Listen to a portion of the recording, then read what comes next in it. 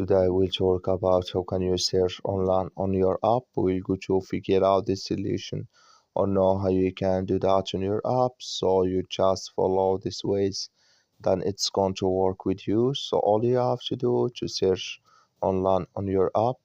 So you just go here, go above this sign, click on it here.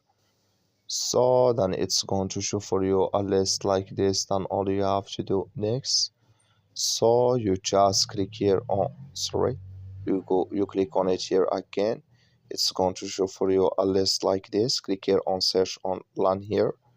So then here it's going to show for you all devices. Then can you select it or search for it here. So I have no devices yet in my app, but if you have it, it's going to show for you here. That's all you have to do. I wish know you I get it. That's all. Thank you for watching.